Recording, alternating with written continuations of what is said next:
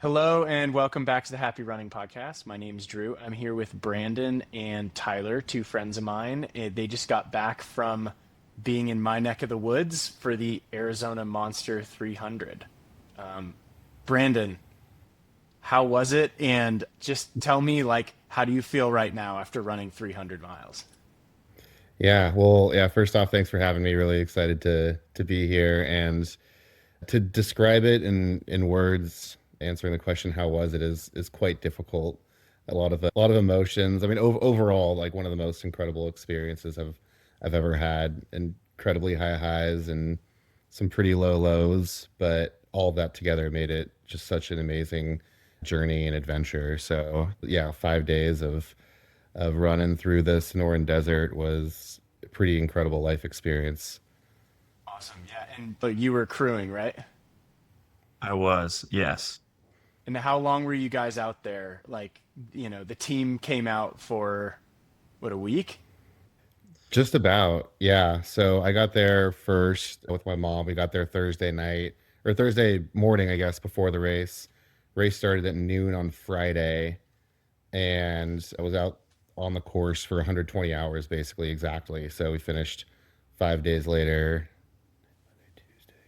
so Wednesday around noon, and then yeah, after that we all parted ways and flew home. So I got there with my mom, my dad, and Tyler came in later Friday night, and then we the rest of the crew. So three of my friends from Seattle who were crewing and pacing, they all came down for basically an entire week as well. So we had a great squad there, So how many people total? Yeah. 7 of us. That's awesome. Yeah, I mean, I can't Yeah. imagine that. On the crew. Go ahead. Oh, I was just gonna say, yeah, on the crewing side, it was interesting because I came in on Friday at like noon or Friday at like 9 or 10 p.m. But Brandon started on noon on Friday. But it was just interesting because we couldn't see him until like 75 miles in. I think it was the first aid station that the yeah, crew had access to. So that wasn't until Saturday morning yeah. sometime, I think. Shortly after sun, like between like 6 and 9, something like Yeah. that. Yeah. That was the first time we saw him, and then he didn't get a pacer. I was the first one to pace him, and he didn't have me join him until mile 105. So he had to do a whole 100 miler before he can even have someone run with him. So he had quite a bit of time to for himself, like with his own thoughts for the first part of the race. So he was definitely stoked to see us the first time for crewing, and then definitely excited to eventually have a pacer to someone to run with because For a race sure. that long, you have such big distances in between you and the person in front of you and behind you for a lot of the race, but especially that deep into it. Well, as we're talking here, I think I want to read something that's just a overview of the course for anyone who's watching or listening that isn't familiar with ultra marathons or just this particular race. This will kind of explain it. So, the Arizona Monster 300 is a roughly 304-mile point-to-point ultra marathon across southern Arizona. The 2026 edition covered about 41,000 feet of climbing, over 42,000 feet of descent, and about 84% single track with 19 aid stations and a 170-hour cutoff. It's not just a long race, it's a multi day effort through remote desert and mountain terrain where training, fueling, sleep, and decision making all become part of the performance. Does that track, Brandon? That tracks every bit of it, and some. So, how And long there's the did it take you to finish? 120 hours. So ultimately, I mean, my goal was to do it in 100 hours, which didn't quite make it. We got shot 20 hours over, but I like to set ambitious goals, and if I reach them, it kind of blows my mind, and if I don't reach them, then it's fine. And I think like with this, the biggest thing was to finish. I really just wanted to finish, and I think that's a lot of the participants' goals out there is to cross the finish line before the cutoff. And yeah, but five full days is how long it took. Well, you did a hell of a lot better than just finishing. I think you got 13th place, didn't you? Yeah, yeah. So 13th out of I think 120 something started, and then there was close to 50 DNFs. So yeah, and a lot of that, I think 30 of them DNF'd, which I did not finish on the first day. The first day when we started, it was about 100 degrees, and then as the afternoon went on, it got over 100 degrees, and there was a like the second to after the first aid station going into the second one, we had a 22-mile segment where it was 100 degrees the entire time, fully exposed, climbing a couple thousand feet, and so everyone just ran out of water basically. We carried like 3.5 to 4+ liters of water.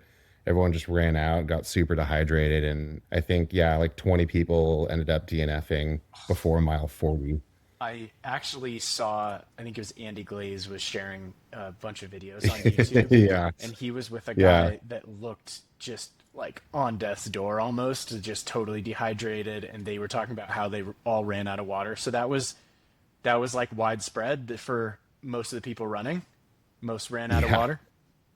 yeah. It was pretty depressing, like having like people passing you and you passing people, because everybody just looked like they had the souls sucked out of them. And I actually saw Andy and the guy he was with, and yeah, I talked to them for a little bit, and yeah, everyone was just having a really, really rough time. And it was just so challenging because I mean, not only are you going through that time and you're out of water and all this and that, but like you have 260 more miles or 270 more miles to go. And so just the mental like challenge that comes along with that is like terrifying.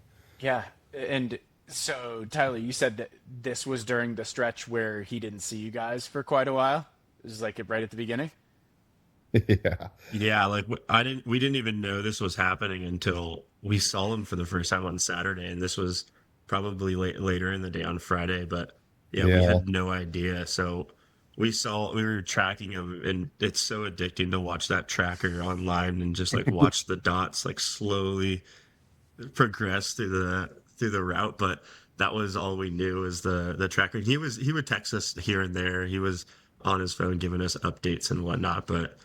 Yeah, when we heard that, we were pretty blown away, and we were able to see how many people just like kind of stopped at that point. It takes a while for it to register when they DNF, but seeing how many people got dropped off that early, and there was only a total.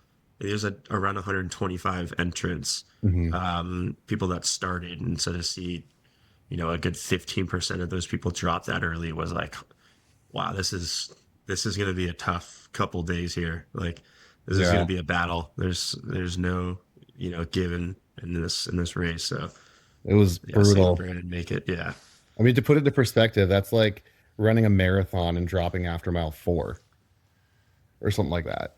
Yeah, yeah, So, yeah, except it that was you pretty said intense. when between which miles was that? Like between the first and the second aid station? Yeah, so the first aid station was like 6.5, and then the one after that I think was like 28.5, or between 28.5 and 30. So like that section. And then after you finish that section, you go through a river crossing that's literally like mid thigh deep for, you're walking through that for like a good like 50 yards or something, and then to the aid station, then you get your shoes and socks wet, and then coming out of the aid station, you have to come right back through that water crossing. So like the logistics of that are challenging too, like bringing extra socks, drying off, and then going on your next, 18-mile segment to the third aid station after that. Well, it's really interesting because you live in Seattle, right? Yeah. So I can imagine you weren't doing much heat training for Southern Arizona. No. No. I think the warmest it had gotten during any of my runs up here was like it might have touched 60 degrees. And so So it started at 100, and then like if you give it a range, like from the lowest temps to the highest temps during the day, and then also at night, what were you sitting at most of the time? yeah, so highest we're just over 100, maybe 102 or 3 or something like that. And then it actually, and Tyler, correct me if I'm wrong, but I don't remember it getting that cold at night. I feel like the coldest it would have gotten is when we summited Mount Lemon, which was the highest peak in the race, which I don't know, sits around 10,000 or 9,000 feet. And Tyler and I did that, and it was maybe 3 a.m. or something like that, or between 3 and 5 a.m. when we got to the top, and it was, I don't know, high 40s, low 50s. Oh, it's not bad. Yeah, Yeah, so if it if didn't not get even too a little cold. warmer. Yeah, I was never that cold. It was just it was primarily the heat. So, and I think it did. I mean, it didn't get that cold just because it was so hot during the day. If there were more mild temperatures during the day, I think it would have, gotten down to, 30s or even below. Last year, there was snow, or it was snowing at the top of Mount Lemon actually. So lucky that we didn't have that factor. Yeah, and I'd imagine those temperature swings must be intense when your body's so run down. Yeah, yeah, and yeah, it was interesting. It's like we were just praying for the sun to go down every day so that we can run. And going into the maybe the second, but specifically the third, fourth, and fifth days, our strategy was to sleep during the hottest part of the day. So I would try to plan my sleeps anywhere between noon and 5. I would sleep for like an hour and a half a day. So I would try to sleep between noon and 5 and then run through the night because it was just much cooler, much more comfortable. And then I also had a pretty bad rash going. And so with like the sweat, the heat made that quite a bit worse. And so anytime I could, stay dry and cool, I was able to move quite a bit faster. Yeah. Is are those factors that you kind of had in mind in training and you were preparing for? Like the chafing, the temperature swings, like when to sleep? No, none of them actually. I was like going through the list, like chafing the heat. Yeah, not. I mean, I knew the heat would be a problem, but I don't think we were anticipating 100-degree weather. I think like when we looked, it was supposed to be like high 80s. And Tyler and I did Zion last year, similar desert ultra. It was a 100 miler, and it was high 80s there, and it was bearable. It was very hot and exposed, but I don't know, it just felt different. And then I mean the chafing is kind of just, yeah, that came up around, I don't know, between 75 and 100, and then lasted for another, basically until the end. The whole thing. Yeah. That Yeah. that was Brandon's biggest challenge, like issue that he had that Yeah. held him back the most. He definitely had other issues like that kind of came up throughout the race with like feet and the sleep deprivation thing. But the biggest Mhm. thing Brandon struggled with for sure was the chafing, and it was just such a struggle throughout the race, like happening that early, and kind of going back to all the people dropping out at like mile 20 or 30 or whatever, and you having so much more to go. Like Brandon got to a point where he basically was barely even able to walk at like a 30-minute pace, and that was at before mile 150. And just like talking through that at the aid station with the medics and the crew and everyone that was there, it was like we never thought that he was going to quit, but it would definitely came up in the mind like, shoot, like this could be the end of it. And the fact that he was able to just keep, you just got to keep pushing, like you just got to keep trying and figure out different solutions to the problems. And we got a lot of recommendations from the crew members and whatnot that we were able to figure out some some solutions for the problem and got us through. But So yeah, that chafing was tough. what ended up solving that chafing problem? Because I don't get too much chafing because I don't do the type of running you guys do, which kudos. But That's like, how do you solve that? I've never, other than like body glide, you know? yeah, there's I mean, so like what I learned and just talking to people at the aid stations was one of the best ways to deal with it is to air it out, is to let it dry completely and basically like scab over and then reapply some.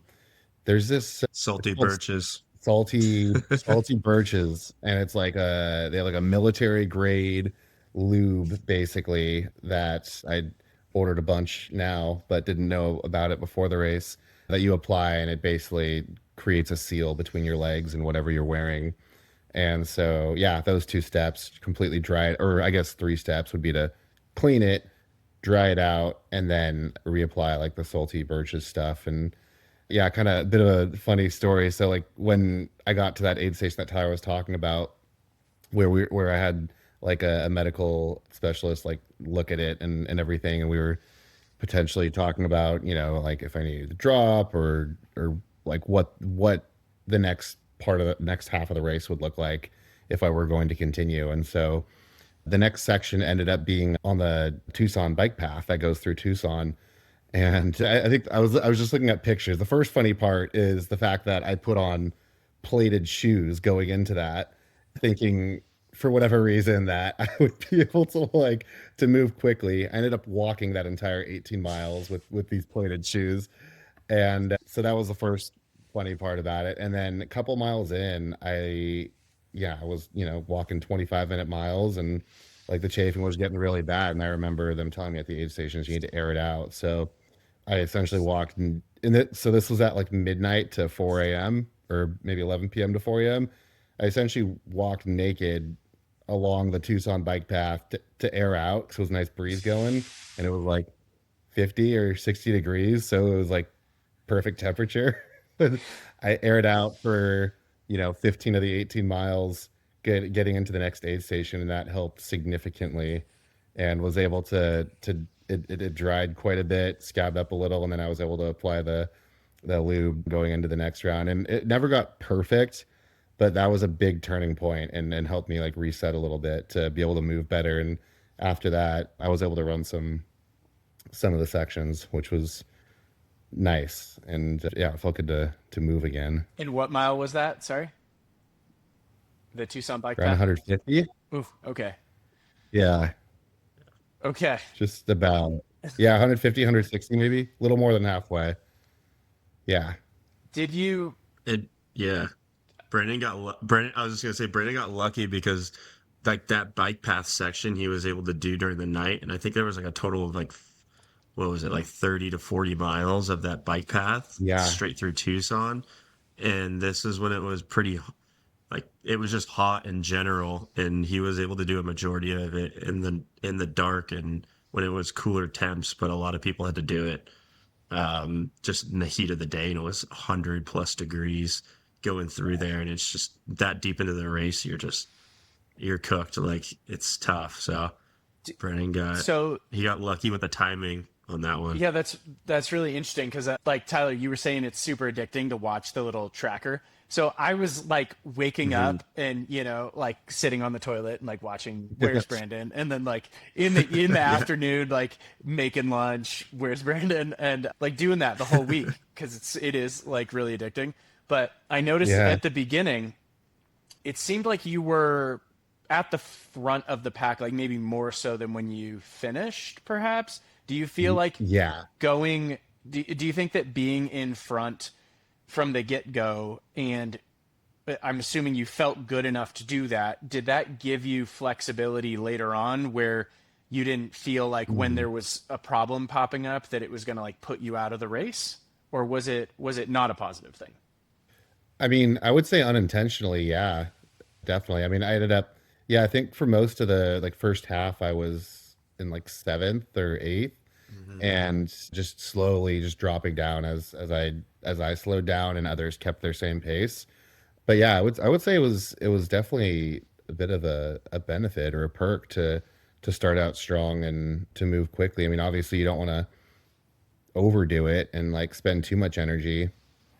But yeah, I mean, as I was like slowing down, it did give me it felt like it like lifted a little bit of weight off my shoulders, knowing that I could sleep when I needed to. I can care for my injuries and stuff, and just take the time that I needed to, that I would have needed to anyways, but just more comfortably to address any ailments or things that were going on.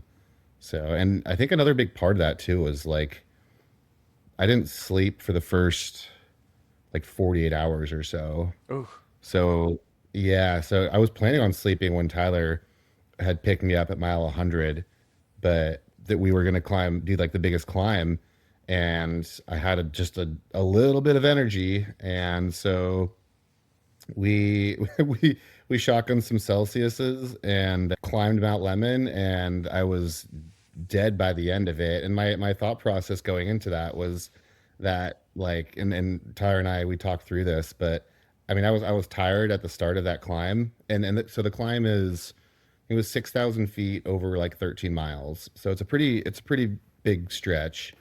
And I was thinking like by the end of it, regardless of if I took a nap before or not, I was just going to be wasted. I was going to be pretty tired. So I figured I would just do it and then sleep afterwards because I was going to sleep anyways. And so we ended up pushing through. And I think doing that helped me, keep pace and stay pretty far ahead of where I had anticipated being at that point. Even though we moved a little bit slower, it was definitely harder than it would have been if I did sleep before, but it was worth to push through. So yeah, those all those things I think helped later on, knowing that I was in a good place, and even if I did have to take extra time to do something or something unexpected came up, that I wouldn't fall too far behind. And what gave you The part was good. That part was good too, just because we were able to do that at the nighttime. And if he Yeah. had Oh, that. Yeah. waited, if he had slept and done that during the day, doing that in the heat, I couldn't imagine.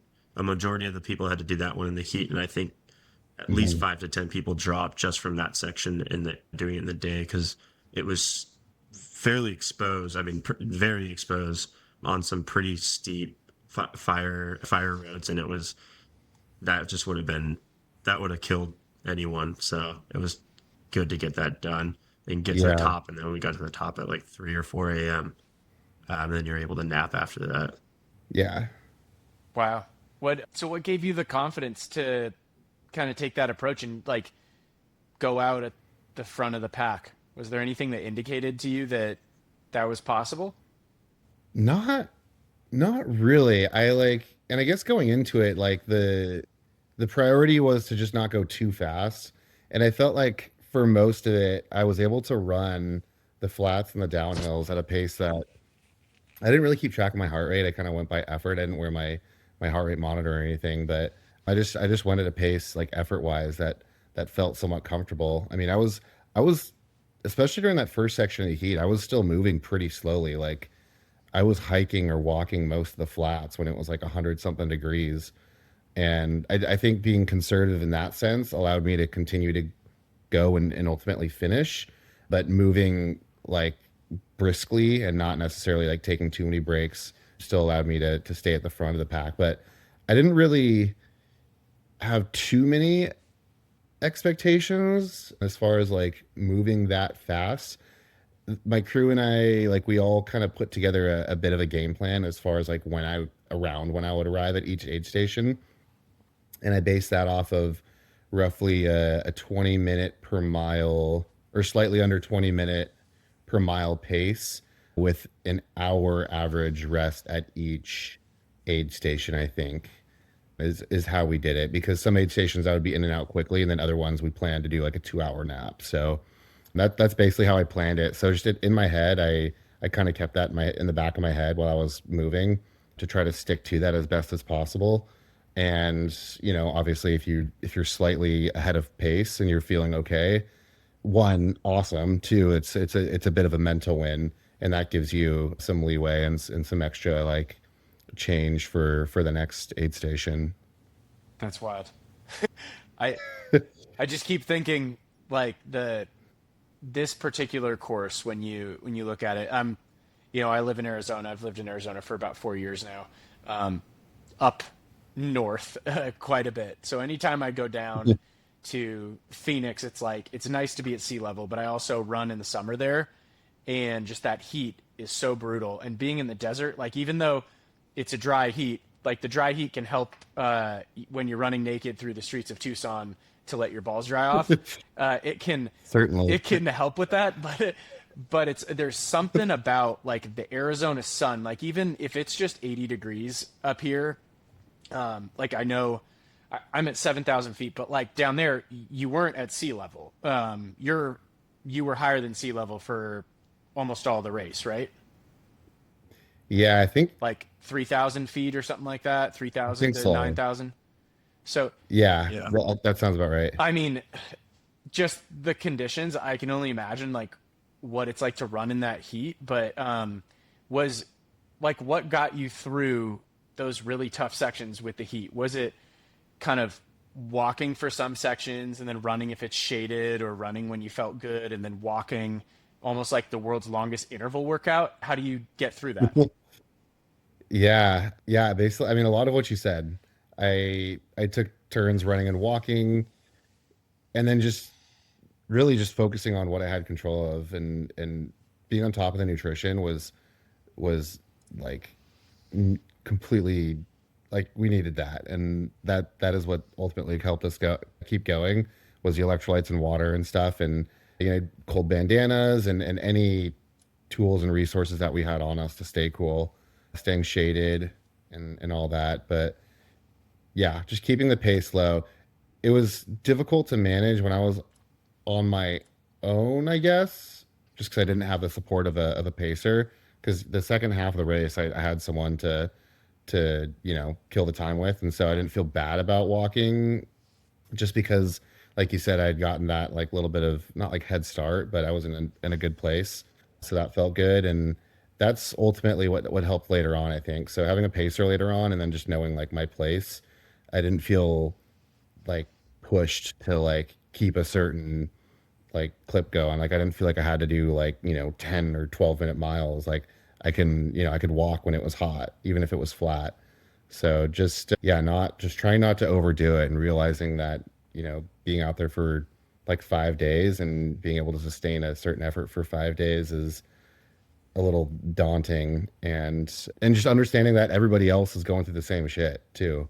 So like knowing that people are going to have to deal with that as well, and how they're going to deal with that, if they deal with it well enough, they'll finish. And that if other people are going too fast and say they're creeping up on you, but they're moving too fast, they're going to slow down at some point.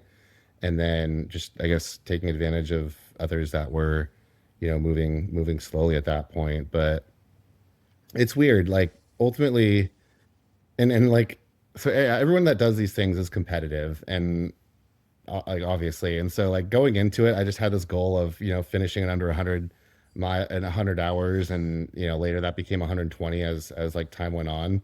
But or we were talking about like positioning and everything, and it just like it's not like you're racing other people, but they're like pushing you to push yourself, like just like in a marathon or any other race. Like I feel like at the end of the day, you're racing against yourself, and you want to push yourself as hard as possible while still being able to complete the race. I mean, you want to like red line essentially, and empty the tank. And so doing that mindfully in such a long race is challenging. But I feel like if you're able to dial it in, and just like go off of how your body feels, and really like sense that, then you can you can perform quite optimally.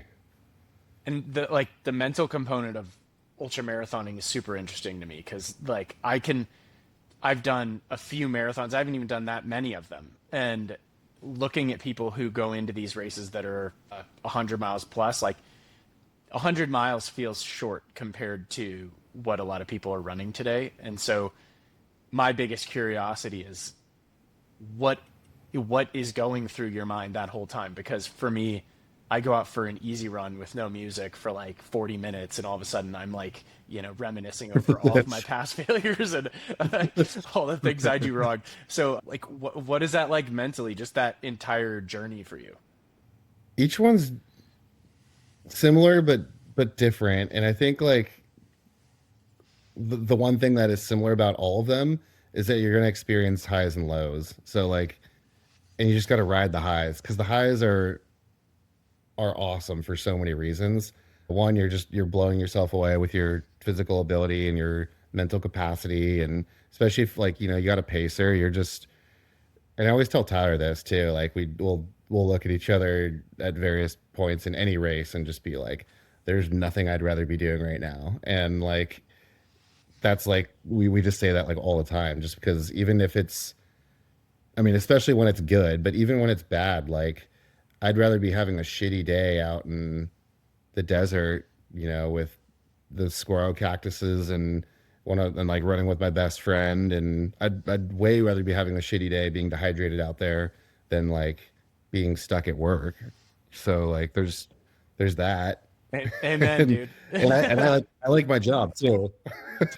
But yeah, like just understanding that like when you are at a low, I guess two things. One, that low is going to turn into a high, and two, that low is going to be an awesome story for later, and that too shall pass. It all comes to an end, and and it's all part of the experience too. So even when you are like at a low, just embracing the fact that you're doing something that you love and you're doing something hard, and just knowing that you're gonna like push through and finish it is it it's tough to wrap your head around sometimes, but it's really special. So, and I know that, for like the audience and yourself and myself too, and Tyler and everybody else that runs races of any distance, they know what I'm talking about. Absolutely. Yeah. To varying degrees, for sure. Exactly. Yeah. Yeah. Yeah. Yeah, I feel like one is just much more prolonged. Yeah. It seems so much harder to me just be having the back and forth and the highs and lows, and especially when you're going through like logistical challenges really frequently, it Mhm. seems. You have all like the planning and for me, like, so much goes into the preparation for these things. Like I feel like I over prepare for a marathon or a half marathon. It, there's so much more that goes into. You had a crew of 7 people. You're figuring out like when you're going to be at each aid station. They have to travel from one aid station to another in order to meet you there on time. They're tracking you along the way. You've got your preferred, I mean, fuel. Like I have to ask you like what you were feeling with. So the Yeah. just from like a logistical perspective and stuff, was that like really mentally taxing on you as well? A little bit. I feel like I'm pretty responsible and pretty. I have it together, like thinking about nutrition and fueling and sleep, and I I I have an obsession. I feel like with just focusing on everything that I have control of, and I really tend to, and whether it's in training or in a race, I tend to beat myself up and really like try to like dig it into my head to like not make mistakes about those sorts of things. And so I put a lot of focus on those things. I'm eating every whatever 45 minutes, and preparing for every segment. So I'm making sure I have my water and everything else. But yeah, and I always like joke about it whenever I get to an aid station. Like, people will say that you're doing well and all this, and I just say like, oh, like I'm just running. Like you guys are taking care of me. You guys are driving around. Like you're tracking. You're going to the store and getting things. You're making sure that everything's ready for me when I get to the aid station. And so like, yeah, I feel like I have like the new nutrition stuff down to a good point, unless I'm just like completely cooked and drained, then I get a lot of help from my friends and Tyler. But yeah, Jimmy, just so you know, Brandon's superpower in the audience, Brandon's superpower is eating food. So that was probably the easiest thing throughout the whole race for Brandon, is he can eat anything and everything, no matter how he's feeling. So yeah, and that was super helpful for him. to piggyback on that, I must say, like I'm taking this part of the conversation lightly, but nutrition and like GI issues and digestion, it is a huge issue for a lot of people.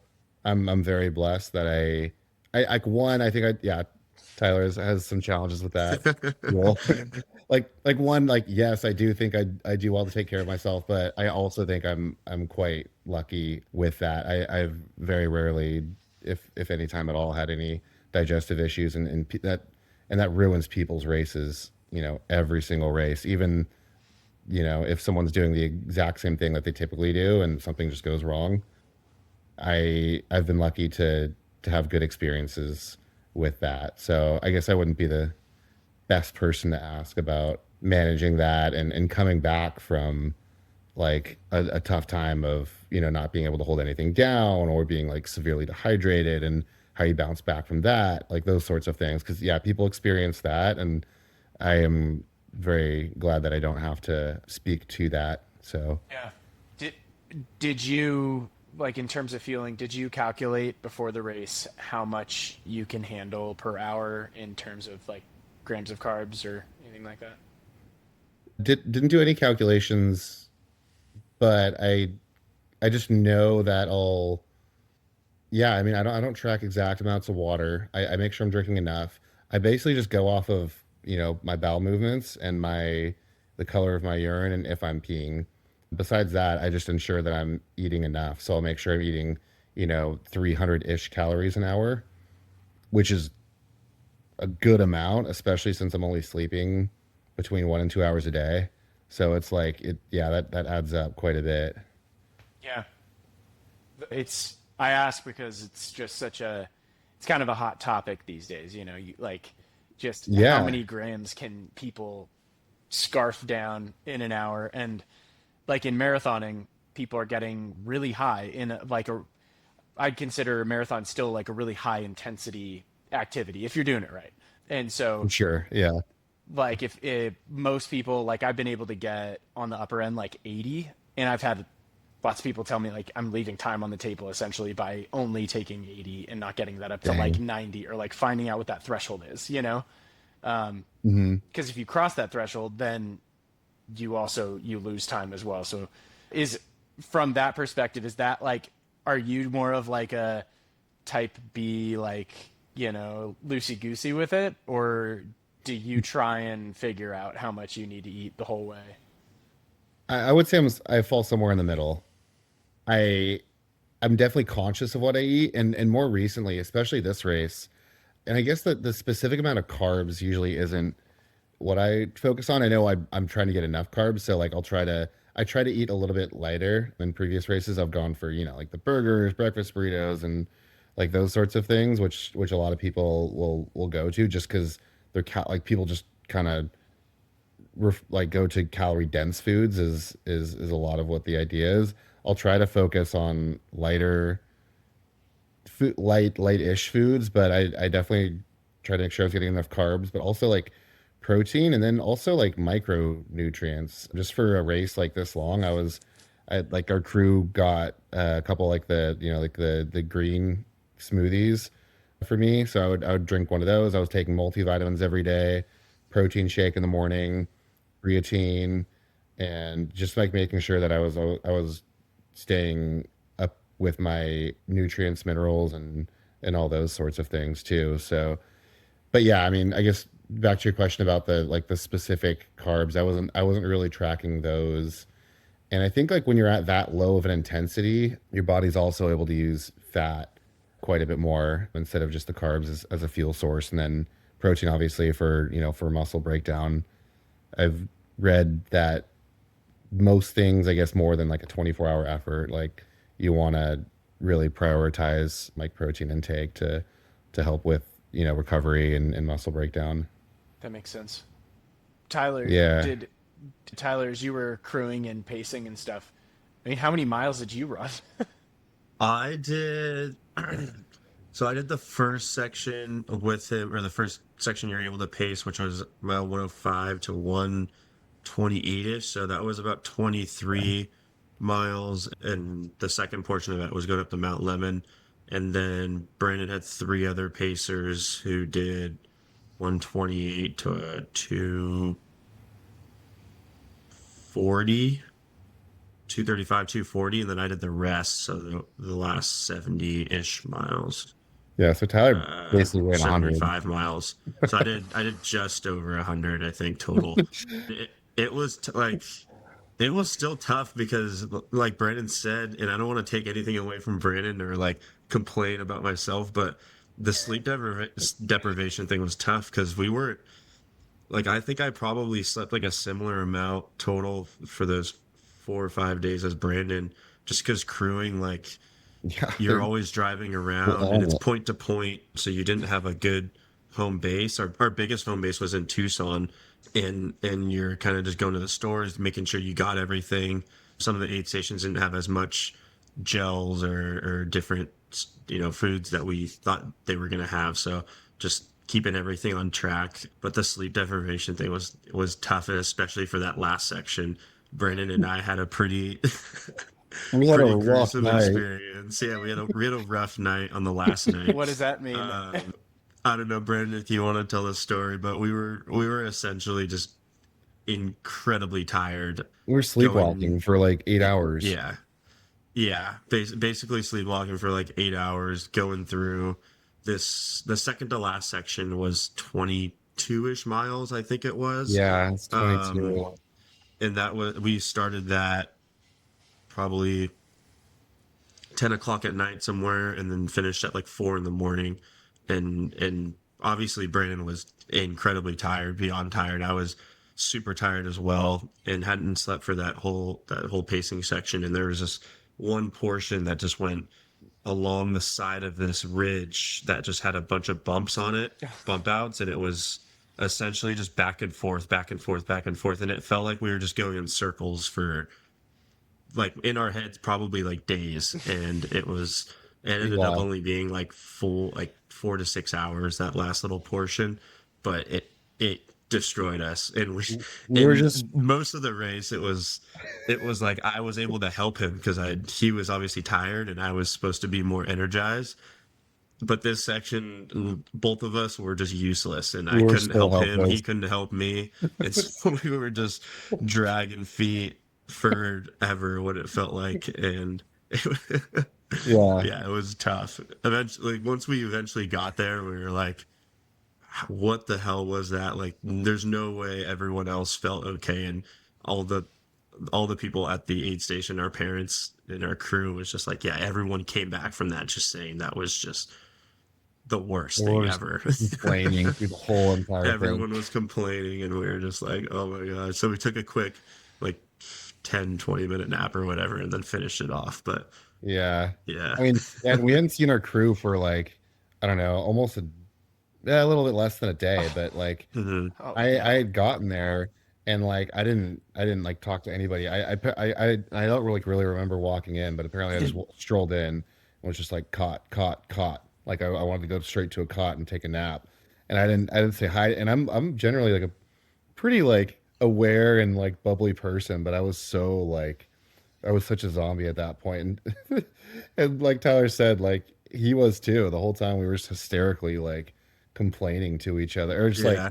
but like laughing about it, but also just like in pure like misery. That was, I don't want to say like the hardest part of the race, but it was definitely like the most like soul sucking section.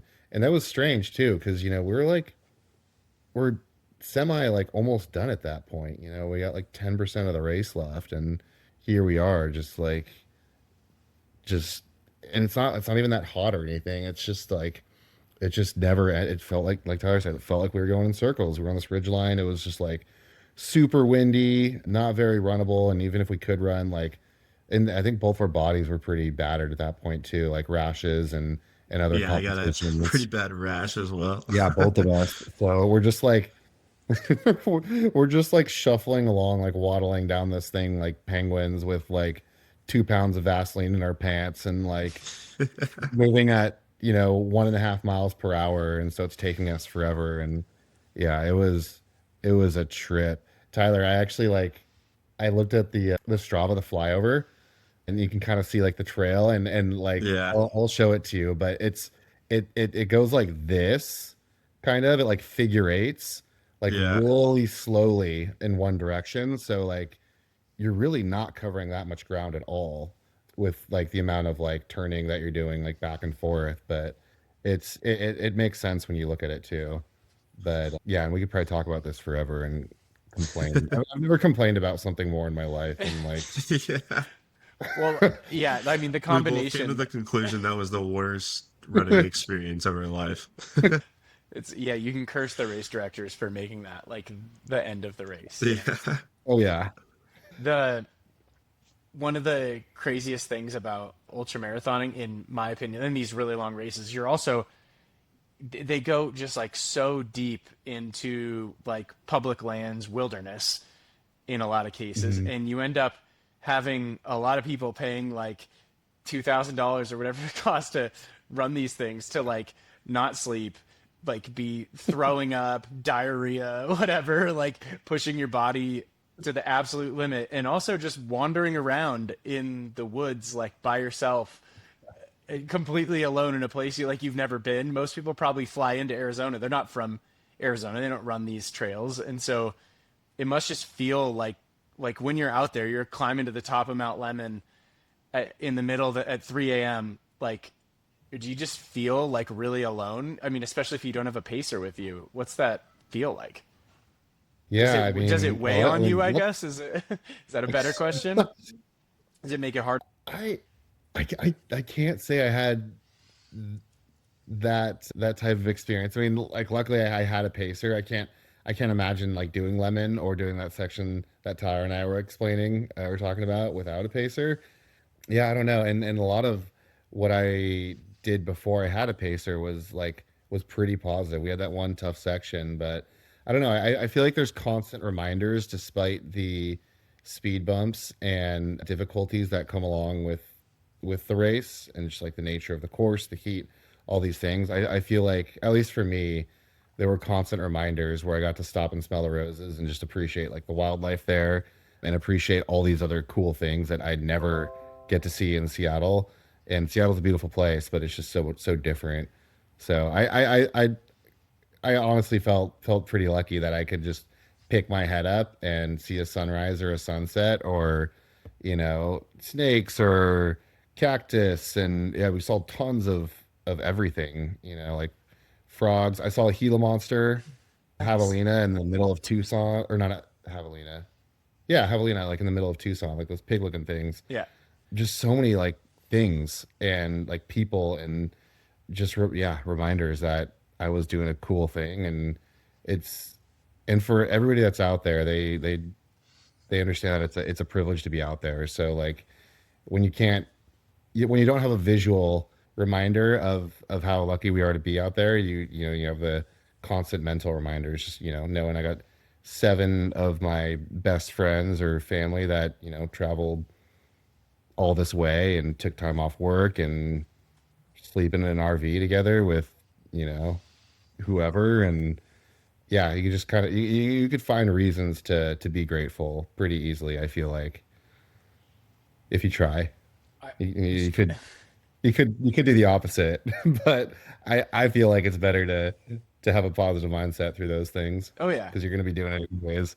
Yeah. And yeah, Arizona's so beautiful too. I love like even just So my cool. daily runs is like I wake up every morning here and I just go, God, I just like I love living here. Or seeing Tyler like your videos from the Yeah, Marin headlands Casino and and stuff and Bridge. Mhm. yeah, I mean, running's such a cool reminder of all that. And like and one thing that's cool about running, I guess, as well, is like you get to see so many things on foot that you can't see in any other way. Like a lot of the single track stuff was like you mentioned, 84% of it was single track. Like a high percentage of that 84% you can't access via car. And so like you're seeing all these things in their true beauty and they're undisturbed. This is the way I think that they're, supposed to be presented and the way that they're supposed to be. And it's cool. And I get that up in Seattle too. There's just so much wilderness and climbing the mountains up here. You just get to see so many things that nobody else will ever have the opportunity to see because you're, 30 miles away from a road. Yeah. That's amazing, dude. It's pretty sweet. Well, and like the contrast going from Seattle to Arizona, particularly for this race, in thinking more about your training, do you think that you were really well prepared for like race specific stuff going in? I would say everything except for the heat, really. Yeah, I think elevation, I don't think had a big impact or too big of an impact. Definitely not as much as the heat. It may have hit me a little bit. I mean, I just know that Mount Lemon was going to be a pain in the ass at elevation or not, and I was half asleep for that, so it was just hard. But yeah, the heat was like the main thing, I think.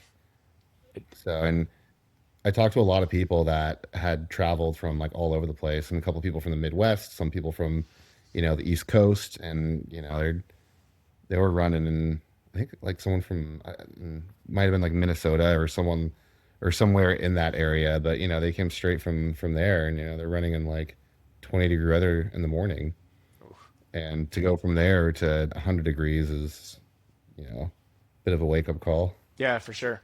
Yeah, and like Yeah. what are some of the things that you did to prepare? I mean, up here, nothing really. I mean, I just knew that it was going to be challenging. And so, like, when I got there, yeah, I made sure I had enough water. We did the ice bandanas, sun hoodies. I covered myself as much as possible. And then just keeping the pace controlled and going slow. And I knew that as long as I were continuing to move and not taking too many breaks, that I would be able to do well. And so that was kind of the plan. I mean, I knew it was just going to be hot and it was going to take some time to adjust. But up here, I didn't do much to prepare, and then getting down there, it was more just so like actual race approach and like tactics that I I used, not really much planning. Was it more just learning from past like mountain races and applying those same tactics? Mhm. I would say so. Just yeah, utilizing knowledge from Tyler and my Zion race.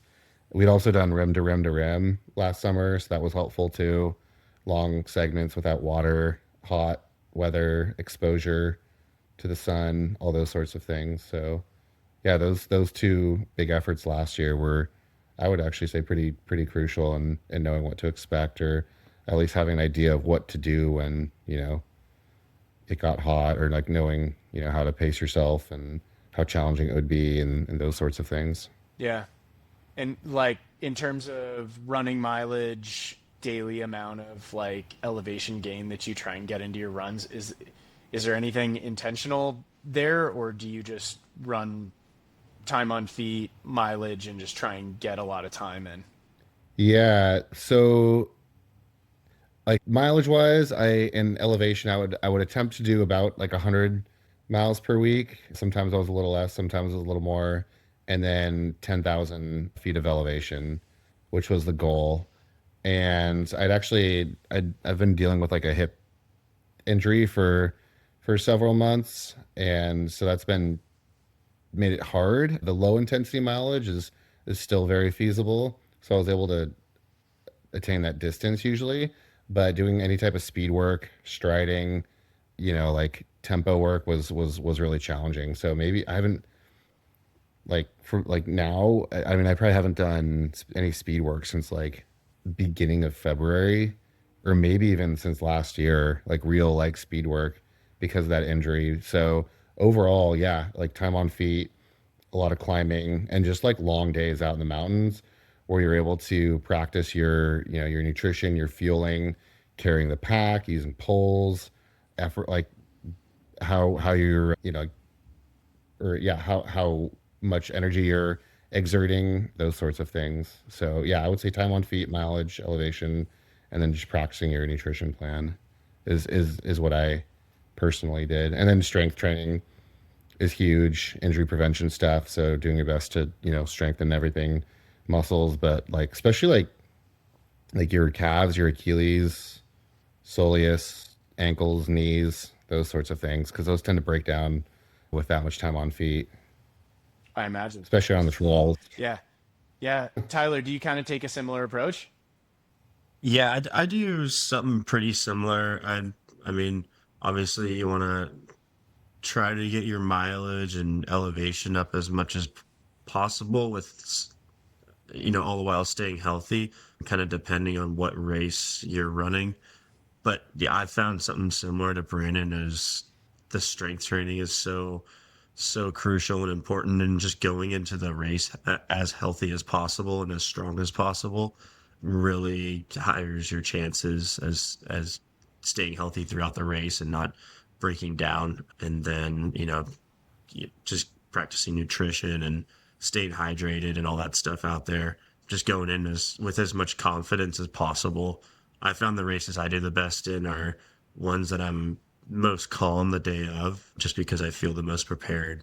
When you get all worked up and you're nervous going into it, you tend to forget things, and things throughout the race you just kind of fall off, and don't hydrate, or don't stretch out at the aid stations, don't eat.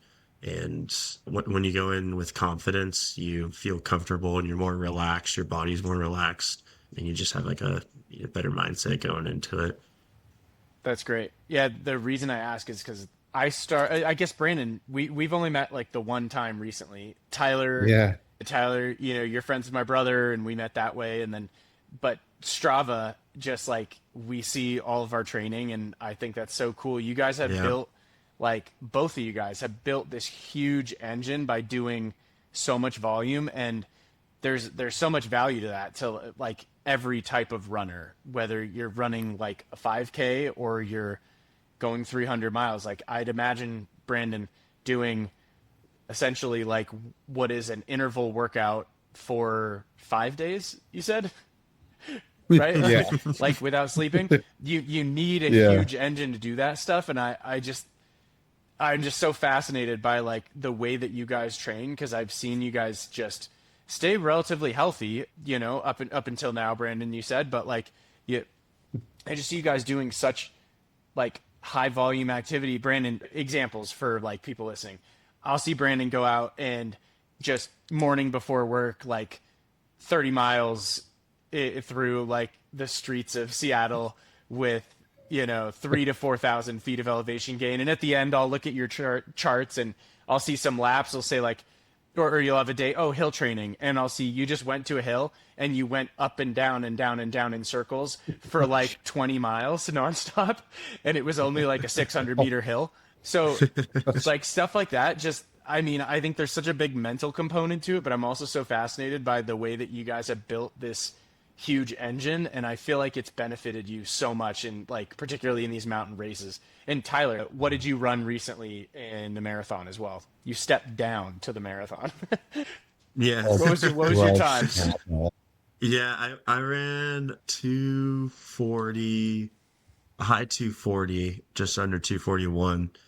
But yeah, I definitely agree with what you said. Just like keeping the mileage high consistently allowed me to, the lower mile, doing a marathon, not low, which isn't low mileage, but comparatively to what I'm been used to and been training for, it definitely helps out like a lot, because that was a PR for me by like almost 10 minutes, Oh, which yeah, was cool. huge, Yeah. and it's a huge accomplishment. But yeah, the big engine thing helps quite a bit. Yeah, I've even seen it with like Ironmans.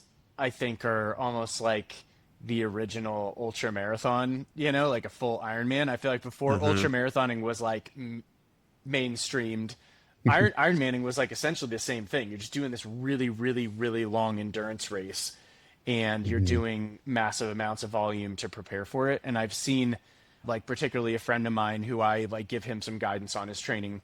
He trains for triathlon, but like he's like primarily focused on running. And after he did a full Ironman, the huge aerobic boost, like boom, it was like PR after PR immediately. And I feel like when you're able to like build that huge base, and then like Tyler, you probably just step down and you start sharpening up, all of a sudden shit Hmm. starts clicking, and you're like, oh, Hmm. I feel good, like my body's not as run Yeah. down, like I'm able to click off. Like you're probably running threshold miles at like 5:45 to 5:50s, to be Hmm. able to run that time. So that's like, it's got to be a good feeling to just have that in your toolbox. You just have this huge engine to work with. Yeah. Yeah. Yeah. Putting in that big mileage, and like you said, then giving your body time to recover and actually, absorb all of that work Mhm. is huge. And being well rested and race day and healthy is more important, because once you get to like the week or 2 weeks before, it's really like, all right, how healthy can I get? Like I've beat myself up for the months, 2, 3, 4 months or whatever it is. All right, how healthy can I get, and well rested can I get the couple weeks before the race, Yeah. and crush it on race day.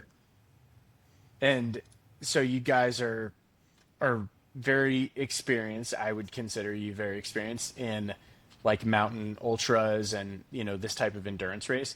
If you were talking to someone, me, or like with my background, or even someone who's maybe doing 5Ks, 10Ks, or they're trying their first marathon and they want to step up to an ultra, what would your recommendations be for them to get into it? Do you want to go or you want me to go? Yeah, I mean, off the head, I just go out and do your own thing. Like you don't have to sign up for a race. I definitely think signing up for a race makes it concrete, and it's hard to.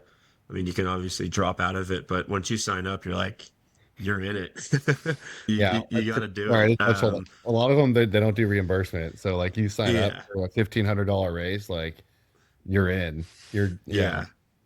Yeah.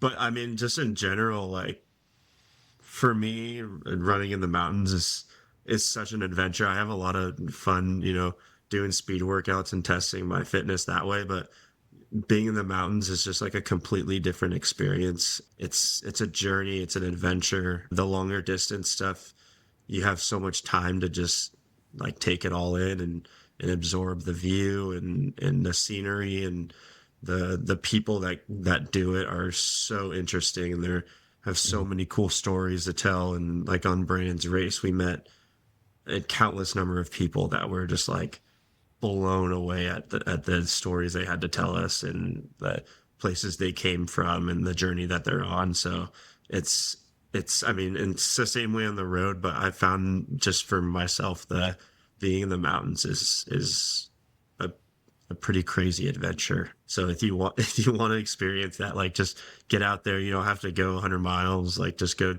couple miles, find a trail somewhere around you, get some trail shoes, and yeah, have some fun.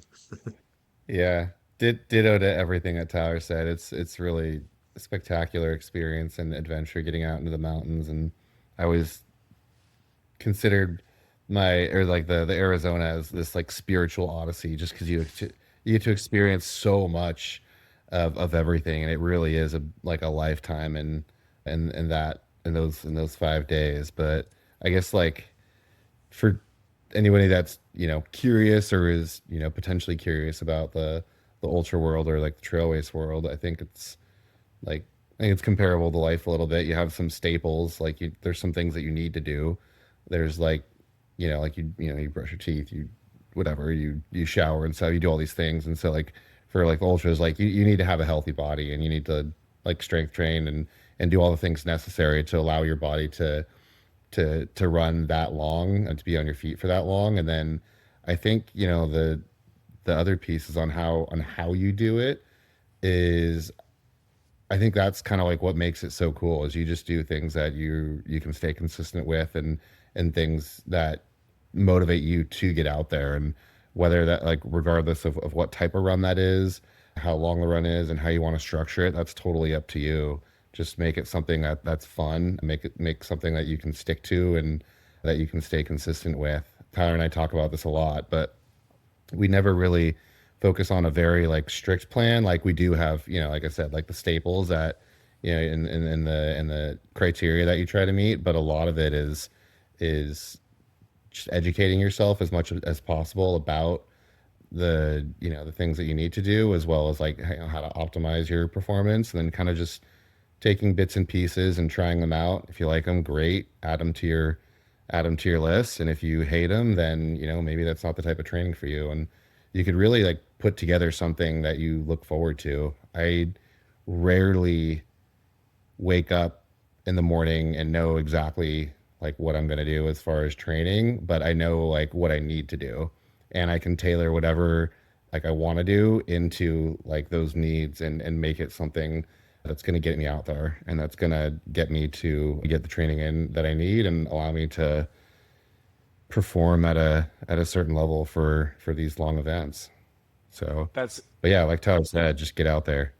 yeah, that's actually really good advice, I think, because I do a similar thing. Like I've been coaching myself for a couple years now, and I saw the biggest gains in my fitness when I was coaching myself versus someone else telling me, because I knew like what systems I wanted to work and like what types of benefits I was looking for, and those systems are, there's kind of a method to how you do that. But whether I'm going out and doing, you know, 10 times 1K, or I'm doing like 2 by 2 mile and then add in another mile, and it's if it's all threshold, I would just, it's like a threshold day. So whatever I have access to, I make it work, fit it into my life. I enjoy it. It's not stressful. And I feel like just that calming, like I'm not, I don't have someone telling me, hey, you need to like execute this workout in this way. It just allows me to relax and allows me to like get in the type of training that fits in my life. And that's worked out really well for me. And I feel like if people aren't enjoying what they're doing, then they're just either not going to do it, which is the biggest problem, Hmm. or Yeah. they don't know how to prioritize it in a way where they can really maximize the benefits of it, right? Yeah, totally. Yeah, and I think like you said, like compliance is kind of is the main thing, like that slash consistency, which overlap heavily. And yeah, and I guess those are that's like my experience. And I do know that there are some people that like need, the coach, like they need someone to tell them exactly like what Yeah. to do.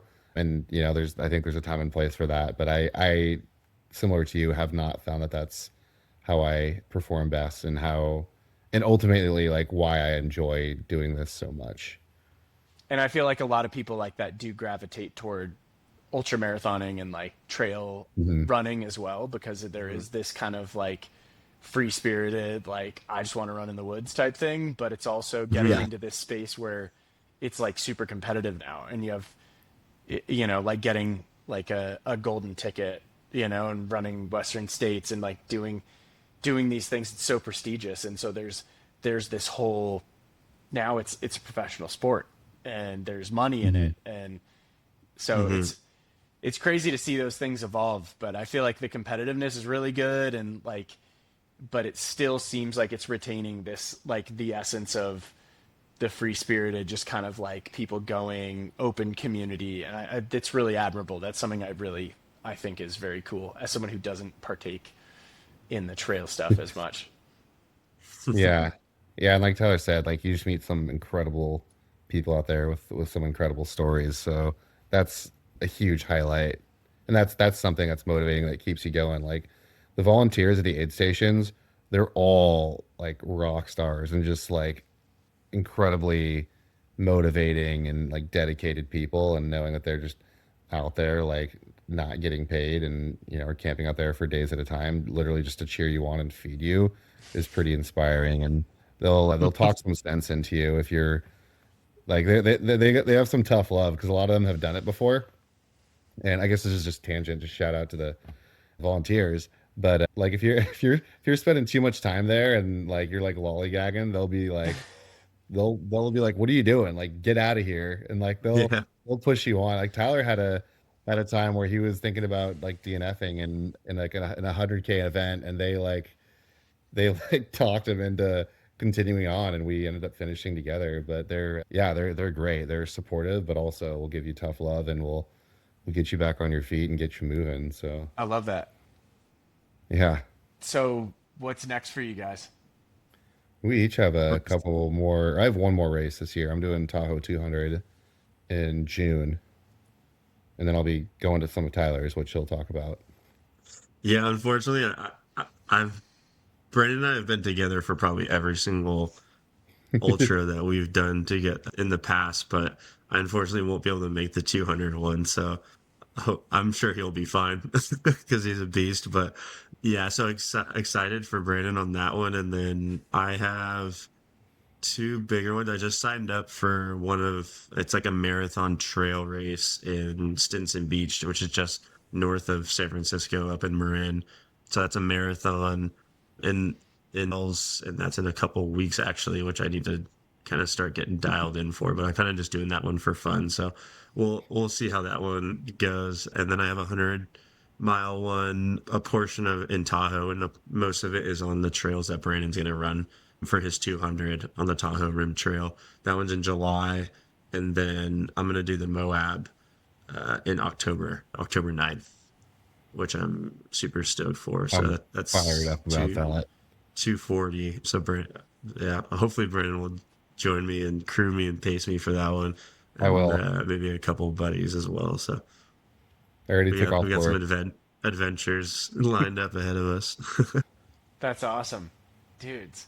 I'm so impressed by you guys, dude. Keep it up. Thank you so much for joining. And Brandon, I hope your body comes together soon. Tyler, I guess you too. You ran a lot as well, but Yeah, yeah, next time you're down in Arizona, give me a ring. 100%. 100%. Yeah. Really appreciate Got you to get a having us run in on here. soon. Yeah. Thanks, guys. Yeah, All we right. appreciate you, Drew. Well, cool. To anyone who's still listening or watching, thanks for watching and listening. Subscribe if you like this video, like it, drop a comment with some support for Brandon and Tyler. Appreciate it. See you next time. Happy running. So Awesome. yeah. Cheers, everybody.